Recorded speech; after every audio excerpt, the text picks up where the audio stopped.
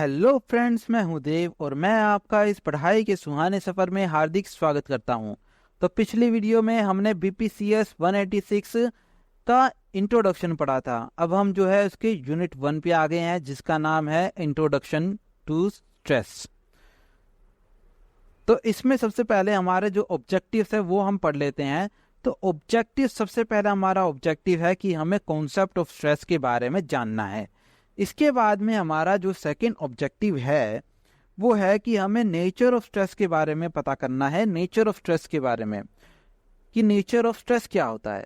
उसके बाद में हमारा नेक्स्ट ऑब्जेक्टिव है कि हमें डिस्कस करना है सोर्स ऑफ स्ट्रेस के बारे में, कि सोर्सेज ऑफ स्ट्रेस क्या होते हैं, किस किस वजह से स्ट्रेस क्रिएट हो सकता है। इसके बाद में हम मेजरमेंट ऑफ स्ट्रेस के बारे में पता करेंगे कि किस प्रकार से हम स्ट्रेस को मेजर कर सकते हैं। तो चलिए अब आगे बढ़ते हैं और सेक्शन 1.2 पे आते हैं, कॉन्सेप्ट ऑफ स्ट्रेस। तो कॉन्सेप्ट ऑफ स्ट्रेस है क्या? तो आप एक तरीके से देखेंगे, स्ट्रेस का ओरिजिन्स जो है वो पुराने जमाने में हुआ था, जब ये बोला जाता था कि हार्डशिप और जो एक्सपीरियंस होती है एक डिफिकल्टी की, उसको स्ट्रेस बोला जाता था। बाद में जाके अलग अलग साइंटिस्ट नहीं बोलूंगा, अलग अलग साइकोलॉजिस्ट में अलग अलग डेफिनेशन दी। जैसे कि कैनन यहाँ पे एक एग्जांपल है, जिसने हमारे फाइट और फ्लाइट रिस्पॉन्स वाला एक डेफिनेशन दी थी कि आपका जो स्ट्रेस है वो एक नेचुरल रिस्पॉन्स है, जो कि आप एक थ्रेट यानी कि जिसकी वजह से आप, अगर आपको डर लगता है तो आप या तो उससे फाइट करते हैं या फिर उधर से भाग जाते हैं। इसी तरीके से अलग अलग डेफिनेशंस अलग अलग साइंटिस्ट ने ओवर द टाइम दी थी स्ट्रेस को डिफाइन करने के लिए। जैसे कि हैंस स्लीप की है डेफिनेशन, यहाँ पे स्कैनफर की है डेफिनेशन, लेजरस एंड फोकमैन की डेफिनेशन है, ट्रेक्सिलर की डेफिनेशन है। ये सारी डेफिनेशन आप पढ़ सकते हैं डिटेल में अगर आपको जाननी हो, इतनी ज़्यादा इंपॉर्टेंट नहीं है। और इसके बाद में हमारा जो ये तो हो गया वेस्टर्न पर्सपेक्टिव, पर हमारा यहाँ पे ईस्टर्न पर्सपेक्टिव भी आता है, यानी कि एशिया का जो पर्सपेक्टिव है वो थोड़ा मेडिटेटिव वे में या फिर स्पिरिचुअल वे में जो बोल सकते हैं वो पर्सपेक्टिव है कि इसका जो है स्ट्रेस जो होता है वो लैक ऑफ इनर पीस या फिर एक अब्सेंस ऑफ इनर पीस, ये इस तरीके से होता है कि इसको शांति, मन की शांति, अंदरूनी शांति के अभाव के कारण स्ट्रेस जो है वो एक्सपीरियंस होता है। तो आजकल जो एक ओवरऑल जो डेफिनेशन स्ट्रेस की दी जाती है वो कुछ इस प्रकार से दी जाती है कि तो स्ट्रेस आखिर है क्या? तो स्ट्रेस एक कॉम्प्लेक्स फिजियोलॉजिकल यानी कि शारीरिक एंड साइकोलॉजिकल यानी कि मानसिक रिस्पॉन्स है, जो कि हम कभी भी अगर कोई थ्रेट या फिर चैलेंज हमें लगता है, परसीव करते हैं, उसको समझते हैं कि हमारे लिए वो एक खतरा है या फिर एक चैलेंज है, तो हमारा एक कॉम्प्लेक्स फिजियोलॉजिकल साइकोलॉजिकल रिस्पॉन्स होता है, दोनों प्रकार से उसको हम स्ट्रेस बोल सकते हैं। ये एक तरह से नेचुरल रिएक्शन होती है जो कि हमें उस डेंजर या फिर उस चैलेंज से जो है डील करने में मदद करती है। हालांकि स्ट्रेस जो है वो एक तरीके से मॉडरेट अमाउंट में ठीक होता है, पर अगर एक्सेसिव स्ट्रेस हो, क्रोनिक स्ट्रेस हो या फिर ज़्यादा हो, आपका झेलने से ज़्यादा स्ट्रेस हो जाए, तो ये आपके ऊपर डिटरमेंटल इफेक्ट डाल सकता है, यानी कि हानिकारक प्रभाव आपके डाल सकता है फिजिकल एंड मेंटल हेल्थ पे। तो ये स्ट्रेस जो होता है इसके कुछ कारण होते हैं, उसको हम स्ट्रेसर बोलते हैं।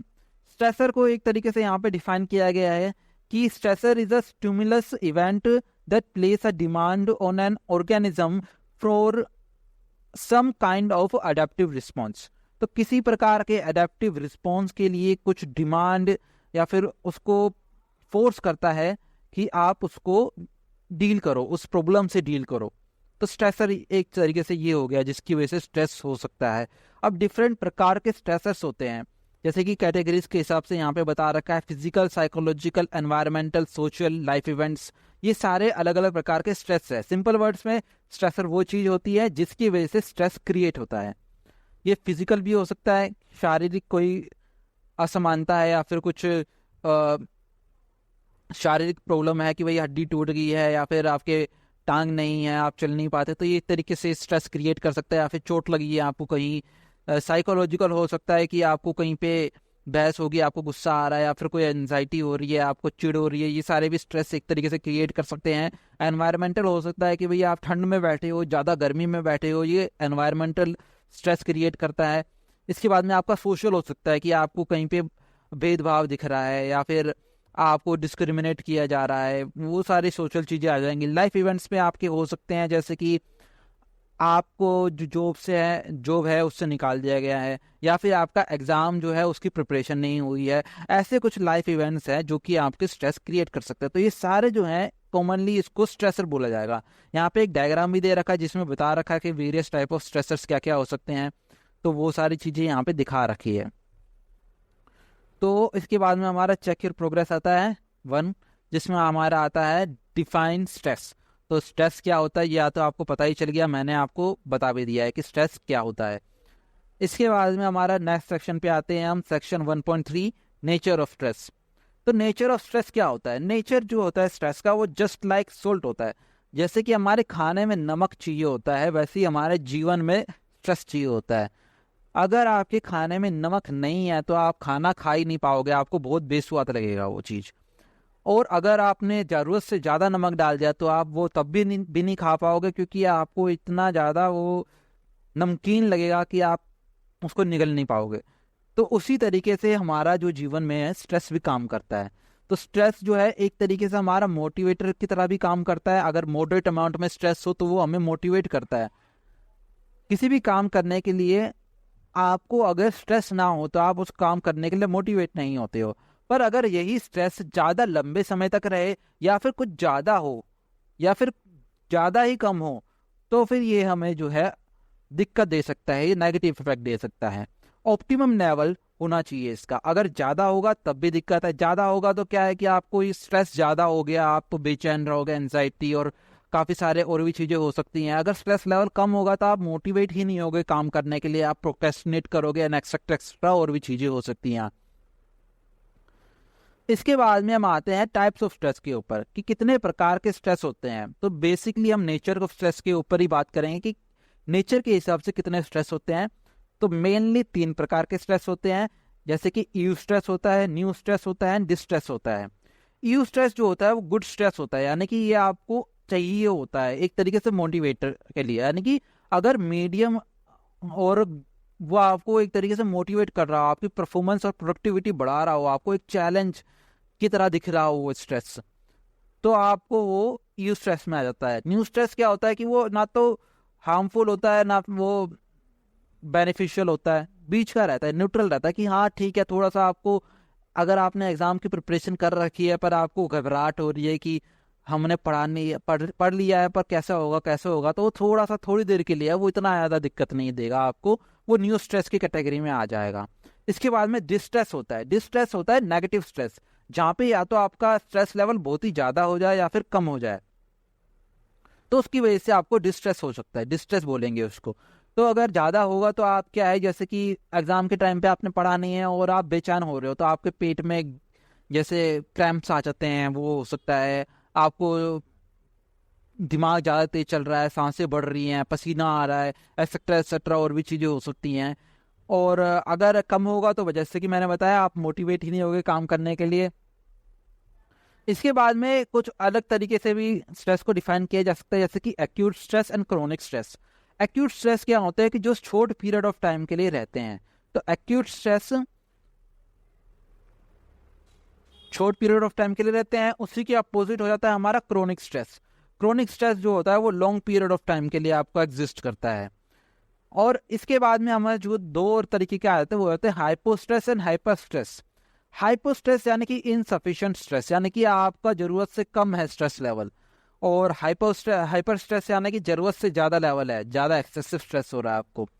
तो ये सारे जो है टाइप्स ऑफ स्ट्रेस हो जाते हैं। इसके बाद में हम आते हैं सिम्टम्स ऑफ स्ट्रेस के ऊपर। तो वेरियस सिम्टम्स ऑफ स्ट्रेस होते हैं जिनको कैटेगराइज कर रखा है 4 ग्रुप्स में।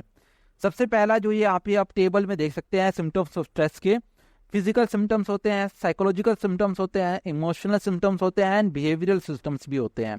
फिजिकल सिम्टम्स में आपके रैपिड पल्स आ जाती हैं, पाउंडिंग हार्ट हो जाता है, यानी कि दिल का धड़कना, पल्स का ज़्यादा हो जाना। उसके बाद में इंक्रीज पेस्पिरेशन यानी कि पसीना ज़्यादा आना। उसके बाद में टेंसिंग ऑफ आर्म यानी कि मसल का एकदम कड़क हो जाना, ठोस हो जाना है एक तरीके से। जब भी हमें शौक लगता है तो जैसे कि हमारी मसल एक तरीके से वो टाइट हो जाती है, वैसे उस टाइप का आपको होना। उसके अलावा और भी हो सकता है कि आपके सांस चढ़ जाएगी, आपको दांत, काफ़ी लोग दांत रगड़ते हैं उस समय, किसी को सर में दर्द हो जाता है, इंडाइजेशन हो सकता है, हाथ का नम होना या फिर कपकपाना हाथ का, मुंह का सूखना। उसके बाद में आपका जैसे कि कहीं पे दर्द भी हो सकता है कि आपको लग रहा है कि दर्द हो रहा है, और पेट में क्रैम्प्स आना, ये सारी चीज़ें फिजिकल स्ट्रेस के ऊपर आ जाती है। कि यानी कि जो भी आपके सिम्टम्स फिजिकली दिख रहे हैं वो सारी चीज़ें इसमें आती है। इसके बाद में हमारे साइकोलॉजिकल जो है सिम्टम्स के ऊपर आते हैं हम। साइकोलॉजिकल सिम्टम्स यानी कि आपके साइकी के ऊपर बेस्ड है ये। फीलिंग अपसेट यानी कि आप अपसेट हो रहे हो, या फिर आप कंसंट्रेट नहीं कर पा रहे हो, आप बहुत जल्दी इरिटेट हो जाते हो, आप कॉन्फिडेंस, आपका सेल्फ कॉन्फिडेंस एकदम ख़त्म हो रखा है, जल्दी चिंता करने लग जाते हो, डिसीजन नहीं ले पाते हो, आपके थॉट बहुत तेजी से चलते हैं, आप फोकस यानी कि वो ये फोकस नहीं कर पाती, या फिर आपका दिमाग शांत नहीं होता है, और ऐसा होता है कि आप गुम हो जाते हो, एब्सेंट माइंडेडनेस जिसको बोलते हैं, कि आपको एक कुछ सोच रहे हो यानी कि अपने ख्यालों में खो गए हो, प्रेजेंट टाइम में नहीं हो, वो चीज़ें हो सकती है। ये सारे साइकोलॉजिकल सिम्टम्स ऑफ स्ट्रेस में आ जाते हैं। इसके बाद में हमारे इमोशनल सिम्टम्स ऑफ स्ट्रेस आते हैं, जिसमें हमारी एंग्जाइटी आ जाती है, depression, anger, guilt, jealousy, shame, patience, suicidal feelings, ये सारी चीज़ें हमारे इमोशनल सिम्टम्स ऑफ स्ट्रेस में आ जाती है। इसके बाद में जो हमारा फोर्थ कैटेगरी है सिम्टम्स ऑफ स्ट्रेस की, वो है बिहेवियरल सिम्टम्स ऑफ स्ट्रेस। तो जब भी किसी को स्ट्रेस फील होता है तो काफ़ी सारे कॉमन बिहेवियर्स है जो देखे जा सकते हैं, जैसे कि उनकी जो है परफॉर्मेंस या फिर इफेक्टिविटी जो है इफेक्टिवनेस वो डिक्रीज हो जाती है। काफ़ी लोग उसमें सब्सटेंस अब्यूज करते हैं, यानी कि स्मोकिंग या फिर अल्कोहल, ड्रग्स लेना, ये सारी चीज़ें इसमें आ जाती हैं। इसके बाद में है एक्सीडेंटल प्रोननेस, यानी कि काफ़ी लोग क्या होता है कि स्ट्रेस में एक्सीडेंट होने के चांसेस उनके ज़्यादा बढ़ जाते हैं। नर्वसनेस होना, नर्वस हो जाना बहुत जल्दी, जैसे कि फुट टैपिंग होते हैं कि भाई नर्वस हो रहे हैं, नाखून काट रहे हैं, या फिर वैसे ही हाथ कपा रहे हैं, ये सारे नर्वस मैनरिज्म में आ जाते हैं कि नर्वस हो एक तरीके से। उसके बाद में आपका आ जाता है कि आपकी ईटिंग का डिक्रीज हो जाना या फिर बहुत ही ज़्यादा बढ़ जाना। काफ़ी लोग क्या है कि ज़्यादा ही खाने लग जाते हैं, वरना किसी को भूख ही नहीं लगती स्ट्रेस में। उसके बाद में क्या हो सकता है, जैसे कि आपकी स्लीप के ऊपर भी हो सकता है, स्लीप डिस्ट्रप्शन की, नींद आना या फिर यानी कि आना, यानी कि आती जा रही है, आपको नींद उससे उठ ही नहीं पा रहे, या फिर आपको नींद आ ही नहीं रही है, आपकी नींद उड़ गई है। उसके बाद में आपके फोबियाज हो सकते हैं बहुत सारे, कि भाई ये डर लगता है ऐसे टाइप में। जो अगर स्ट्रेस एक्सपीरियंस करता है उसके बिहेवियर में ये कॉमन चीज़ें देखी जाती है कि वो ज़्यादा जल्दी काम करता है, फास्ट हो जाते हैं, कि स्ट्रेस में बॉडी एक्टिवेट होते फास्ट चीज़ें, तो उसी तरीके से वो खाना जल्दी खाते हैं, चलते जल्दी है, बात जल्दी करते हैं, ये सारी चीज़ें हो जाती है। और जब भी स्ट्रेस होता है, जब जल्दी जल्दी चीज़ें करते हैं तो पुअर टाइम हो जाता है, टाइम मैनेजमेंट उनका एकदम बिगड़ जाता है। उसके साथ साथ में जब भी स्ट्रेस होता है तो वो ढंग से बात नहीं बोल पाते, हकलाने लग जाते हैं, या फिर प्रॉपर वे में कन्वे नहीं कर पाते अपनी फीलिंग्स। और जो अलग अलग चीज़ें होती है, जैसे कि एक कॉमन चीज़ देखी गई है, अगर किसी इंडिविजुअल को स्ट्रेस होता है तो जनरली वो अपने रिचुअल्स या फिर अपने जो टाइम टेबल है उसको ज़्यादा चेक करते हैं, कि बार बार चेक करना कि अरे काम नहीं बन रहा है, या फिर हमें स्ट्रेस हो रहा है तो कुछ चीज़ चेंज करो। इस तरीके से ये बिहेवियरल सिम्टम्स जो है देखे जा सकते हैं। अब इन सिम्टम्स का काम क्या है? सिम्टम्स का काम ये है कि स्पॉट करना चीज़ों को, कि आपको स्ट्रेस पता चल जाए। अब जब स्ट्रेस आपको पता चल जाए कि भैया आपको जो है सिम्टम हो रहा है कि नहीं हो रहा है, इसके बाद में आप जो है उसका इलाज कर पाओगे। तो चलिए अब हम सोर्सेज ऑफ स्ट्रेस के ऊपर आते हैं कि स्ट्रेस होता किससे है। उससे पहले हमारे चेक योर प्रोग्रेस सेकंड है क्या, तो उसमें जैसे कि मैंने बता रखा है आपको, न्यू स्ट्रेस तो मैंने बता ही दिया है आपको क्या होता है, कोग्निटिव सिम्टम्स ऑफ स्ट्रेस सारे बता दिए हैं, फिजिकल सिम्टम्स ऑफ स्ट्रेस भी सारे बता दिए हैं। तो चलिए अब आगे ही बढ़ते हैं स्ट्रेस सोर्सेज ऑफ स्ट्रेस के ऊपर। तो यहाँ पे जो मेन तरीके के 3 type of sources of stress होते हैं। पहला हो जाता है frustration, second conflict of motive, and third is pressure. तो सबसे पहले मैं आपको बता देता हूँ कि फ्रस्ट्रेशन क्या होता है। फ्रस्ट्रेशन एक तरीके की फीलिंग होती है कि इंडिविजुअल की, जब वो कोई चीज़ अचीव नहीं कर पाता जो कि उसको चाहिए थी, तो फ्रस्ट्रेट हो जाता है। तो एज ए डेफिनेशन मैं बता देता हूँ, frustration is an emotional state that arises when a person is blocked from achieving a goal और satisfying a need It often involves feeling of annoyance, irritants, and impatience. Frustration can also be triggered by internal or external factors. Example के लिए देख लीजिए कि मान लीजिए कि एक रवि नाम का इंसान है, उसको ये लग रहा था कि भाई महीने यानी कि साल के एंड में उसको प्रमोशन मिलेगा जॉब में, पर क्या हुआ कि उसको वो प्रमोशन नहीं मिला किसी कारणवश और उसको फ्रस्ट्रेशन एक्सपीरियंस हुआ। तो इसी चीज को, इसी इमोशन को हम जो है फ्रस्ट्रेशन बोलते हैं। अब इसके बाद में हमारा जो सेकेंड जो सोर्स ऑफ स्ट्रेस होता है, मेन सोर्स ऑफ स्ट्रेस, वो होता है कॉन्फ्लिक्ट ऑफ मोटिव। यानी कि आपको डिसीजन लेना, यानी कि आपका मोटिव जो है, गोल्स जो है, वो आप डिसाइड नहीं कर पा रहे हो। तो ये कॉन्फ्लिक्ट जो होता है इनके बीच में, गोल्स के बीच में या फिर आपके मोटिव्स के बीच में कॉन्फ्लिक्ट जो होता है, ये 4 डिफरेंट टाइप के हो सकते हैं। सबसे पहला जो होता है अप्रोच कॉन्फ्लिक्ट होता है। अप्रोच कॉन्फ्लिक्ट में क्या होता है कि 2 गोल हैं, वो आपको बहुत अच्छे लग रहे हैं, यानी कि आपके पास में ऑप्शन है कि आपके पास में 2 ट्रॉफी दे रखी है अलग अलग प्रकार की, आप कोई एक ले सकते हो पर आपको दोनों चाहिए। तो वो चीज हो जाती है इसमें कि आपको अप्रोच दोनों चीजों में आपको अप्रोच करना है, पर आप डिसीजन नहीं ले पा रहे हो कि इस समय मैं किसको अप्रोच करूं, क्योंकि आप एक टाइम पे एक ही चीज कर सकते हो। तो इस टाइप के जो कॉन्फ्लिक्ट होते हैं इसको अप्रोच कॉन्फ्लिक्ट बोलते हैं। इसी तरीके से अवॉइडेंस कॉन्फ्लिक्ट होता है कि दोनों जो चीजें हैं, दोनों जो गोल्स हैं, वो दोनों ही नेगेटिव है, पॉजिटिव नहीं है, नेगेटिव है, तो आप दोनों को अवॉइड करना चाहते हो। इसके बाद में आता है अप्रोच अवॉइडेंस कॉन्फ्लिक्ट। अब ये देखिए, सबसे पहले तो अप्रोच सेम था, अवॉइडेंस सेम था। अब अप्रोच अवॉइडेंस यानी कि एक ऐसा गोल जिसके पॉजिटिव भी है और नेगेटिव भी है। तो फॉर एग्जाम्पल आप ये ले सकते हैं कि रवि है, उसके पास में ये ऑप्शन है कि वो विदेश में जा सकता है, वहां पे जाके उसको अच्छा खासा पैसा मिलेगा और उसका करियर सेट हो सकता है, पर उसका एक नेगेटिव साइड भी है कि उसको घर फैमिली को पीछे छोड़ना पड़ेगा। तो ये एक अप्रोच अवॉइडेंस कॉन्फ्लिक्ट होता है कि एक ही चीज है, उसको विदेश जाना है पर उसके बेनिफिट भी है कि वहां पे जाके करियर सेट हो सकता है, सेकंड उसका नेगेटिव भी है कि भाई फैमिली को छोड़ना पड़ेगा। उसके बाद में हमारा जो है 4th टाइप हो जाता है मल्टीपल अप्रोच अवॉइडेंस कॉन्फ्लिक्ट, यानी कि यहाँ पे मल्टीपल गोल्स हो सकते हैं जिनके पॉजिटिव भी है और नेगेटिव भी हैं। तो एक एग्जांपल वैसे ही हो गया कि आपको जो है 2 ऑप्शंस दे रखे हैं परस्यू करने के लिए, आर्ट्स करोगे या फिर साइंस करोगे। आर्ट्स करोगे तो आप खुश रहोगे पर माता पिता नाराज हो जाएंगे, अगर साइंस लोगे तो आप नाखुश रहोगे पर माता पिता खुश हो जाएंगे। तो ये जो है अप्रोच अवॉइडेंस कॉन्फ्लिक्ट में आ जाता है, मल्टीपल अप्रोच अवॉइडेंस कॉन्फ्लिक्ट में आ जाता है। इसके बाद में हमारा जो 3rd most common source of stress होता है वो होता है प्रेशर।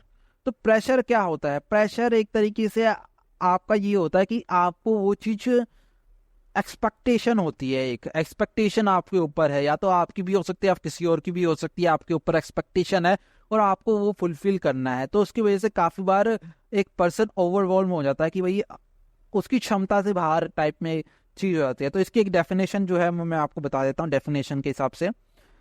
तो डेफिनेशन के हिसाब से प्रेशर क्या होता है? Pressure is a psychological state characterized by feeling of stress, anxiety and tension. It arises when individuals feel compelled to meet demands or expectations, often within a limited time frame or under challenging circumstances.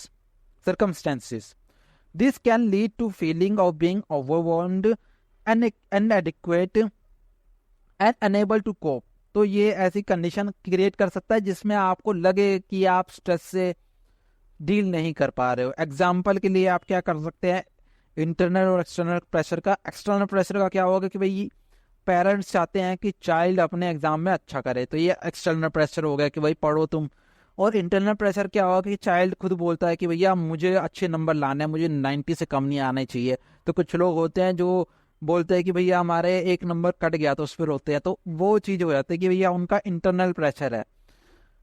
तो इस तरीके से external और internal pressure होते हैं। इसके बाद में कुछ स्पेसिफिक सोर्सेज ऑफ स्ट्रेस भी होते हैं, जैसे कि एग्जांपल के लिए टाइप ए पर्सनैलिटी। तो टाइप ए पर्सनैलिटी हम बाद में डिटेल में पढ़ेंगे, पर मेन चीज ये है कि टाइप ए और टाइप बी पर्सनैलिटी होती है, 2 प्रकार की पर्सनैलिटी होती है। टाइप ए पर्सनैलिटी जो होती है उनके कैरेक्टरिस्टिक्स ऐसे होते हैं कि वो स्ट्रेस एक्सपीरियंस करने के लिए ज्यादा लाइकलीहुड होता है कि उनको स्ट्रेस एक्सपीरियंस होगा। और भी स्पेसिफिक अमाउंट्स अलग अलग चीजें हो सकती है, स्पेसिफिक सोर्सेज ऑफ स्ट्रेस होते हैं, जैसे कि लाइफ इवेंट्स हो सकते हैं।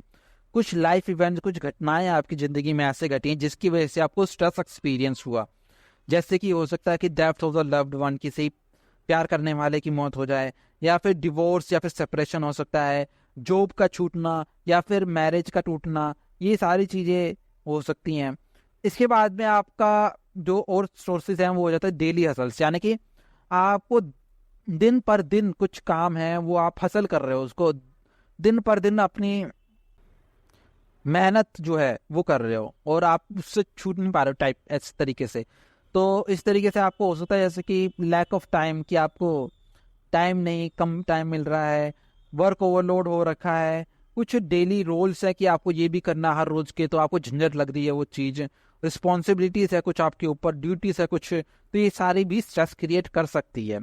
इसके बाद में हमारे इंटरपर्सनल रिलेशनशिप होते हैं। इंटरपर्सनल रिलेशनशिप में काफ़ी सारी चीज़ें आ जाती है, तो कि रेंज कर सकती हैं आपकी मिसअंडरस्टैंडिंग से लेकर वॉयलेंस या फिर अब्यूज़ तक। तो कभी कभार आपके परिवार में किसी भी प्रकार से मिसअंडरस्टैंडिंग हो, मिसकम्युनिकेशन हो जाए, तो उससे भी थोड़ा वो स्ट्रेस क्रिएट होता है। और एक्सट्रीम में जाए तो जैसे कि मारपीट हो रही है या फिर वैसे टाइप में, तो वो एक्सट्रीम स्ट्रेस हो जाता है। इसके बाद में और भी प्रकार के होते हैं, जैसे कि सोशल कंडीशंस भी हो सकती है स्ट्रेस के लिए, जैसे कि ग्लोबलाइजेशन हो सकता है, कंपटीशन का बढ़ना, या फिर पीयर प्रेशर या फिर सोशल प्रेशर हो सकता है कि आपको सोशल प्रेशर की वजह से आपको स्ट्रेस हो रहा है, डिस्क्रिमिनेशन की वजह से स्ट्रेस हो रहा है, एक्सेट्रा एक्सेट्रा चीज़ें। तो ये सारे जो है स्पेसिफिक सोर्सेज ऑफ स्ट्रेस हो जाते हैं। तो इसके बाद में हमारा चेक योर प्रोग्रेस 3 आ जाता है। तो पहला क्वेश्चन तो यही है, व्हाट इज फ्रस्ट्रेशन। फ्रस्ट्रेशन मैंने आपको बता दिया है, फ्रस्ट्रेशन क्या होती है। Second question is explain the result of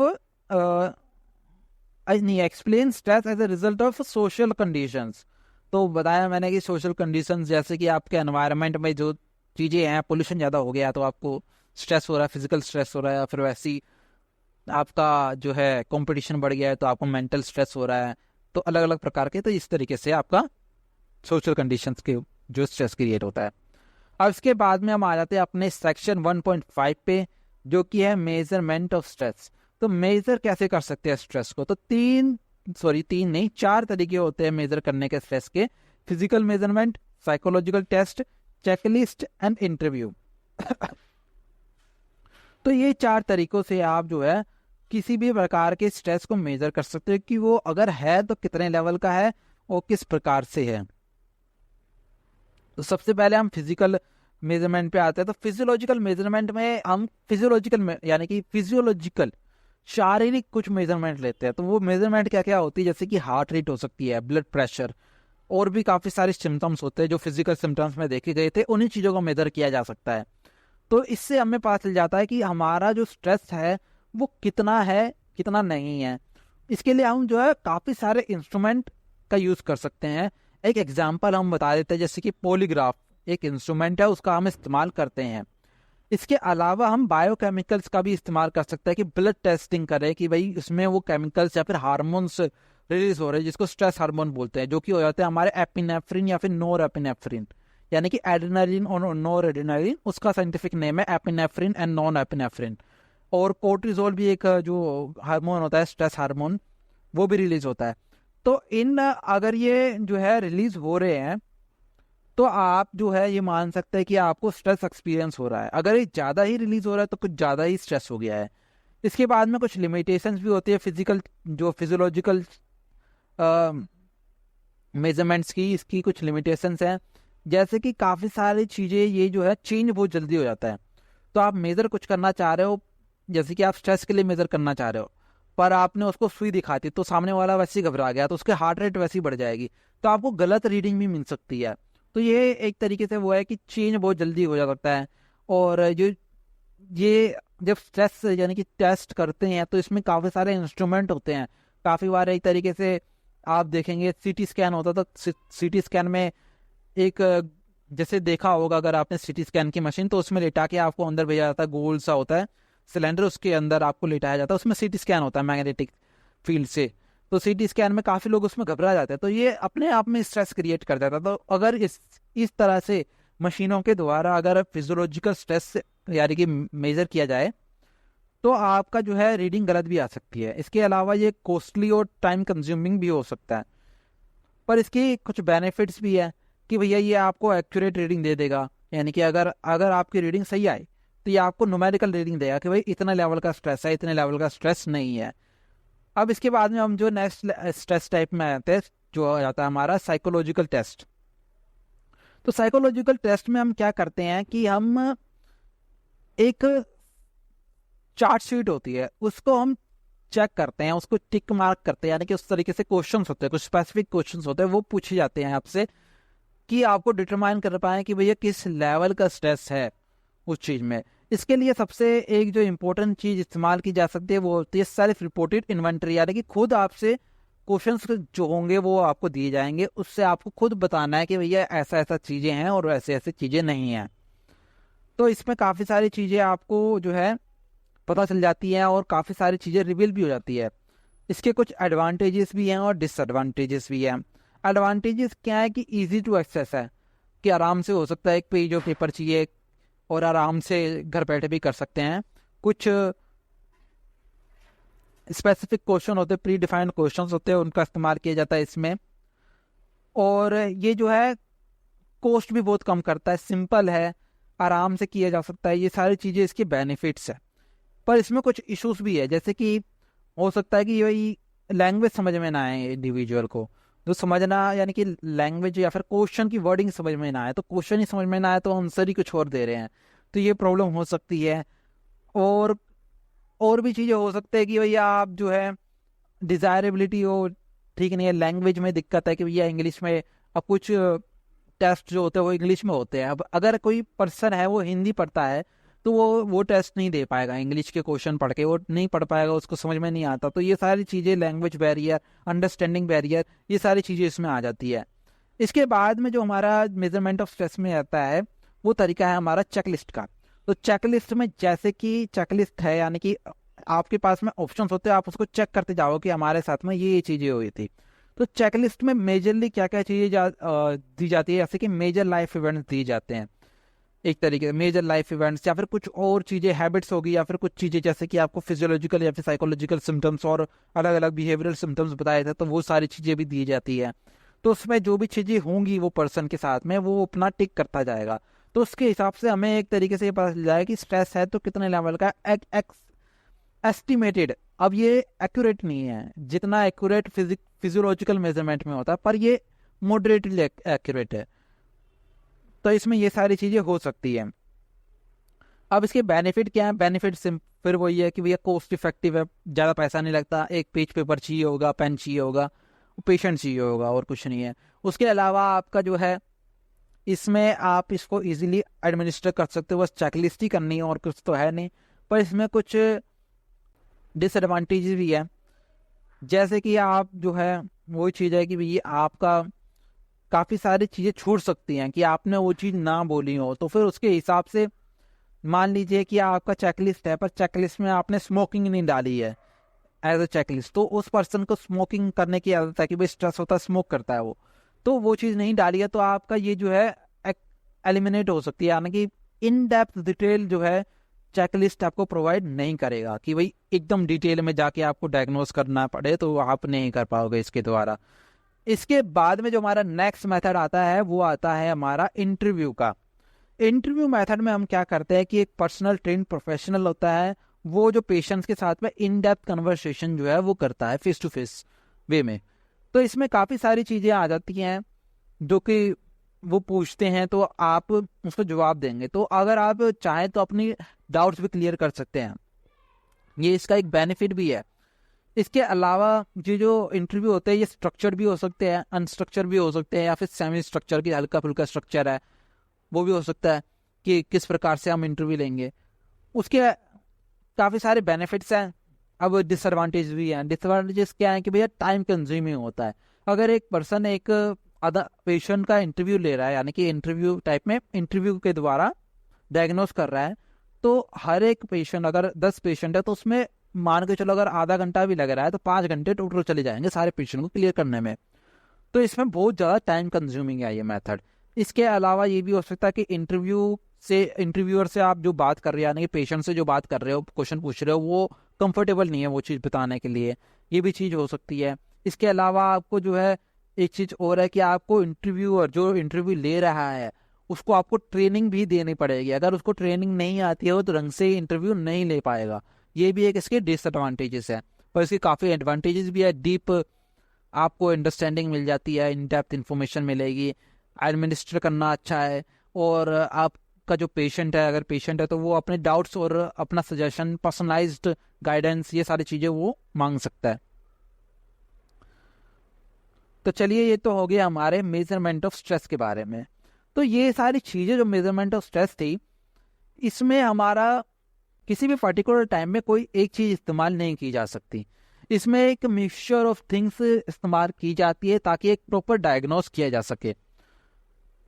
तो ये सारी चीज़ें इसमें है। अब इसके बाद में हमारा चेक योर प्रोग्रेस 4 आ जाता है, जिसमें हमारे है list the limitations of physiological measurement. तो मैंने आपको जैसे बताया फिजियोलॉजिकल मेजरमेंट की क्या क्या लिमिटेशंस है। सबसे पहली लिमिटेशन तो यही कि भैया आप फिजियोलॉजिकल मेजरमेंट के लिए आप सुई निकालोगे, ब्लड निकालने के लिए, एपिनेफ्रिन या फिर नॉन एपिनेफ्रिन टेस्ट करने के लिए, पेशेंट वैसे ही घबरा जाएगा कि सुई आ गई है, उसी की वजह से स्ट्रेस हो जाएगा, तो हमारा रिजल्ट गलत आ जाएगा। तो यही सबसे एक तो लिमिटेशन यही है, और भी चीज़ें जो मैंने आपको बताई थी। इसके बाद में हमारे साइकोलॉजिकल टेस्ट के बारे में सेकंड क्वेश्चन में पूछा गया, व्हाट इज साइकोलॉजिकल टेस्ट। तो सारा जो चीज़ मैंने बताया वही चीज़ आपकी साइकोलॉजिकल टेस्ट में आ जाती है। तो अब लेटेस्ट सम अप पे आ जाते हैं। तो लेटेस्ट सम अप में क्या चीज़ है, वही चीज़ें हैं जैसे कि आपका शुरुआत में हमने स्ट्रेस के बारे में जाना, concept of stress, what is stress, क्या चीज़ थी, उसकी डेफिनेशन जानी। फिर नेचर ऑफ स्ट्रेस के बारे में जाना हमने, क्या होता है, types of stress, symptoms of stress के बारे में जाना। उसके बाद में sources of stress, frustration, conflict, motive and pressure, other sources भी जो हो गए वो सारी चीज़ें। और लास्टली हमने मेजरमेंट ऑफ स्ट्रेस के 4 तरीके के मेजरमेंट, उनके बारे में हमने पढ़ा था इसके बारे में। अब जो इसके बाद में हमारी रेफरेंस दे रखी है, इसमें आप जब रीड करेंगे तो आपको अगर रेफरेंस चाहिए हो तो दे रखी है सारी चीज़ें। तो कुछ कीवर्ड थे जो इस यूनिट में इस्तेमाल किए गए, उनके बारे में थोड़ा बात कर लेते हैं। कॉन्फ्लिक्ट ऑफ मोटिव, तो बताया मैंने कॉन्फ्लिक्ट ऑफ मोटिव क्या होता है कि भैया आपका गोल्स के गोल यानी कि मोटिव जो है उसके बीच का कॉन्फ्लिक्ट। डेफिनेशन देख लीजिए, यहाँ पे दे भी रखी है, और मैंने conflict of motive is a source of stress that occurs when an individual has to choose between alternative and decision making in regard can lead to stress in an individual। यानी कि वही कह रहा है कि आपको जो है एक तरीके का ये स्ट्रेस क्रिएट करता है, कॉन्फ्लिक्ट ऑफ मोटिव इंडिविजुअल में, जब उसको चूज करना पड़ता है अलग अलग चीज़ों में, ऑप्शंस को चूज करना पड़ता है, और जिसके रिगार्ड में यानी कि उसकी वजह से स्ट्रेस क्रिएट हो जाता है, वो सारी चीज़ें। फ्रस्ट्रेशन के बारे में हमने बताया, इंटरव्यू क्या है, इन डेप्थ इन्फॉर्मेशन कलेक्ट करने के लिए इंटरव्यू होता है। प्रेशर के बारे में, साइकोलॉजिकल टेस्ट, स्ट्रेस क्या है वो चीज़ थी, स्ट्रेसर क्या है वो भी बताया था। इसके बाद में हमारा जो है answer to check your progress, तो जो आपके चेक योर प्रोग्रेस थे उसके आंसर्स यहाँ पे दे रखे हैं। इन नेक्स्ट सेशन जो हमारे यूनिट एंड क्वेश्चंस हैं, अब यूनिट एंड क्वेश्चंस के आंसर नहीं दे रखे हैं हमें, बट ये चीज़ तो है कि यूनिट एंड क्वेश्चन के आपके आंसर मैंने ही बता दिए आपको बहुत पहले। तो example explain the concept of stress, तो कॉन्सेप्ट ऑफ स्ट्रेस आपको यूनिट में मिल जाएगा, और मैंने बताया कॉन्सेप्ट ऑफ स्ट्रेस क्या है। उसके बाद में आपको discuss various types of stress, तो डिफरेंट टाइप ऑफ स्ट्रेस बता दिए हैं। Various symptoms of stress, various symptoms of stress भी बता दिए हैं। Discuss the sources of stress, sources of stress 3 प्रकार के मेन, और बाकी अदर थे तो वो भी बता दिए हैं। Explain various ways to measuring stress, तो 4 डिफरेंट वेज थे, वो सारी चीज़ें आपको बता दी हैं। तो ये सारी चीज़ें आपको क्वेश्चन मिल गए हैं। अब मेन बात यह है कि यूनिट एंड क्वेश्चन जो आपके यहाँ पे दे रखे हैं, यही आपके टर्म एंड एग्जामिनेशन में पूछे जाएंगे। तो आपको ये चीज़ें पहले तो कॉन्सेप्ट क्लियर कर दीजिए, फिर इसकी प्रिपरेशन कर लीजिए, आप चाहे तो रट लीजिए, क्योंकि क्वेश्चन यही पूछे जाएंगे। थोड़ी सी वर्डिंग में डिफरेंस हो सकते हैं, इससे एक्स्ट्रा क्वेश्चन तो है ही नहीं। तो चलिए फिर यहाँ पे हमारा यूनिट 1 खत्म होता है। नेक्स्ट है हमारा यूनिट 2 मॉड्यूलस ऑफ स्ट्रेस, जो कि हम अगली क्लास में पढ़ेंगे। तो आज के लिए इतना ही। अगर आपको अच्छा लगा होगा तो कमेंट सेक्शन में ज़रूर बताना। तो मिलते हैं फिर अगली वीडियो में, तब तक के लिए see you, have a good day.